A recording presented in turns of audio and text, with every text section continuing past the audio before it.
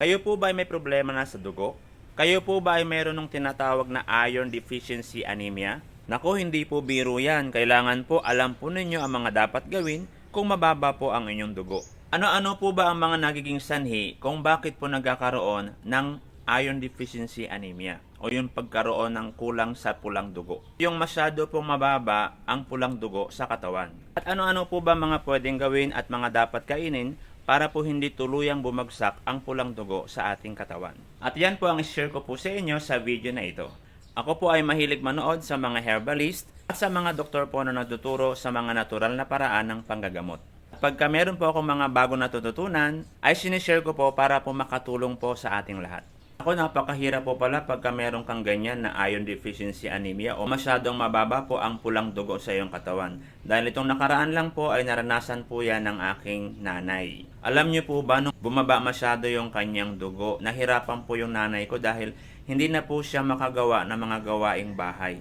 Hinang-hina po siya, lagi siya nahihilo, at talagang iba po talaga ang dating. Kasi yung nanay ko ay normally ay masigla, malakas, bilis sa mga trabaho lalo na sa gawaing bahay. Pero nung bumaba masyado yung kanyang dugo, nako po, lagi na lang nakahiga ang mama ko. Mabuti na lang po yung mama ko ay marunong po sa mga herbal medicine. Kaya sarili niya, ginagamot niya. At yung mga natututunan ko rin sa mga napapanood kong herbalist ay sinishare ko rin sa kanya. Kaya nung nakaraan, pinainom ko kaagad siya ng paragis na may kasamang malunggay at guyabano. Kasi natutunan ko na nakakatulong yun sa mga masyado pong mababa ang dugo. Ikaw po, naranasan na rin po ba na bumaba ng masyado ang inyong pulang dugo? Ayon po sa mga eksperto, ang iron po ay kailangan sa paggawa po ng hemoglobin na kinakailangan naman po ng red blood cells para pumadala yung oxygen sa iba't ibang parte ng ating katawan. Napakahalaga po kasi ng oxygen na ma-distribute sa buong parte ng ating katawan. Bakit po ba nagiging masyadong low blood ang isang tao o kaya nagkakaroon ng iron deficiency anemia? Ayon po sa mga eksperto, kinakailangan po alamin po muna natin ang pinanggagalingan kung bakit po masyadong bumababa yung ating dugo. Baka po mamaya meron tayong internal bleeding o merong mga iba pang mga pinanggagalingan ito. Kailangan po kasi kaagad-agad na ma-resolve ito at huwag pababayaan. Napakadelikado po pagka hindi po natin agad na agapan. Ano-ano po ba mga pagkain ang mayaman sa iron na kinakailangan po itong kainin ng isang taong mababa ang dugo o mayroong iron deficiency anemia? Ayon po sa mga eksperto, mayaman sa iron ang mga pagkaing karne, mga gulay at itlog.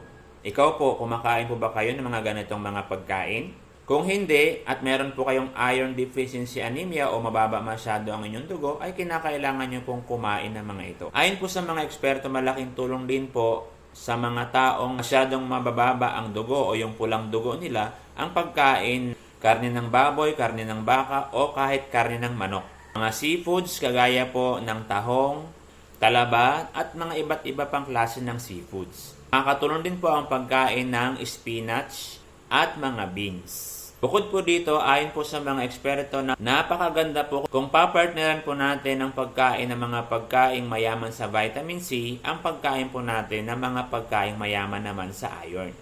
Ayon po sa mga eksperto, ang magandang source ng vitamin C ay ang broccoli, suha, melon, grapes, orange, pepper, strawberry, at maging kamatis. Ang iron po ay nakukuha po natin sa ating mga kinakain, kagaya ng mga nabanggit ko po kanina.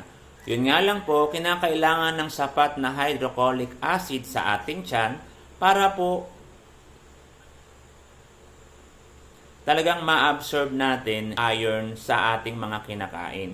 Kung halimbawa po masyado pong mababa ang inyong hydrochloric acid sa inyong tiyan, mahirapan po na makuha yung iron doon sa mga pagkain na kinakain po natin.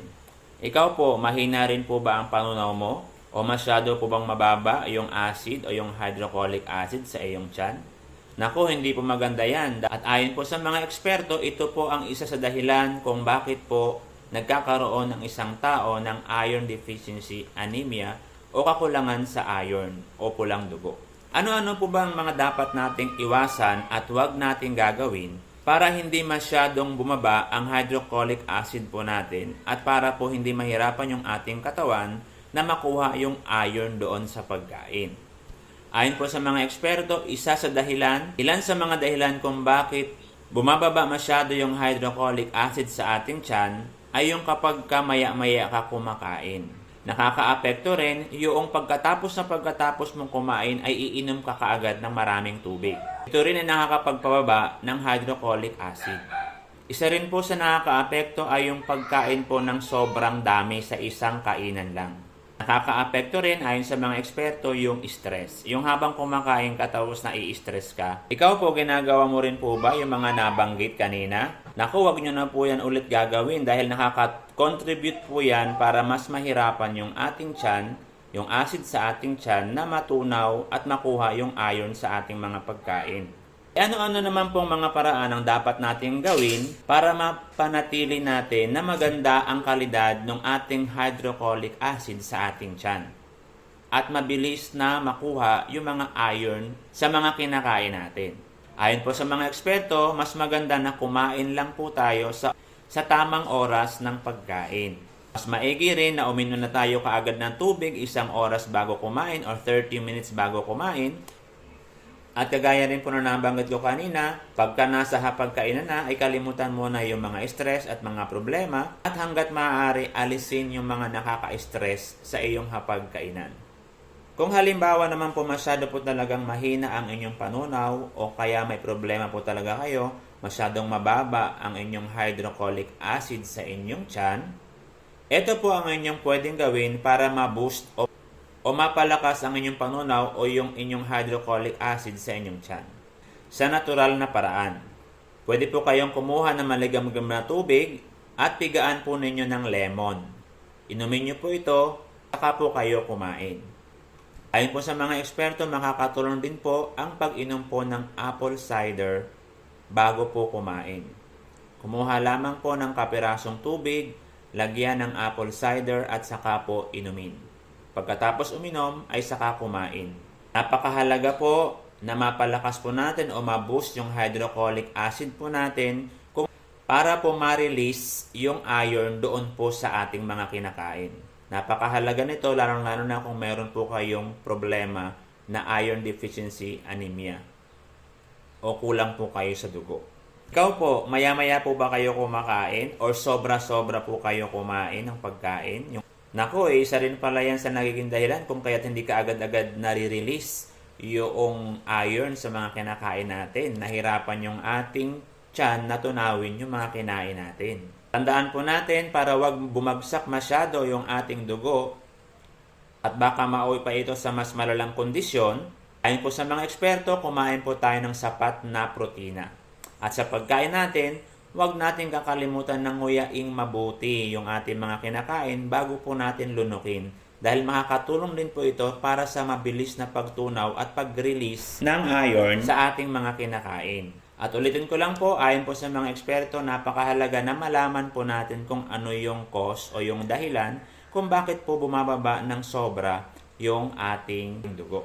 Ikaw po, naranasan mo na po bang mahimatay dahil sa sobrang baba ng iyong dugo? O may kakilala po ba kayo na namumutla na at halos mahimatay na sa sobrang baba ng kanyang dugo?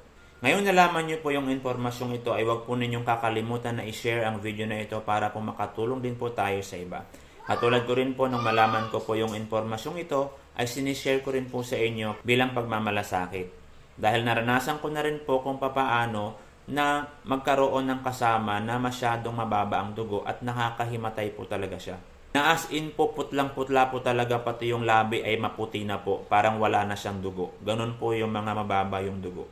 Maring para po sa atin, simple lang po yung pagpindot. Pero para po sa mga iba na makakapanood po nito, ay malaking bagay po ito para sa kanila. Kung nagustuhan po ninyo ang video na ito, ay pwede po ninyo akong i-follow para updated po kayo sa mga bagong video na gagawin ko na katulad po.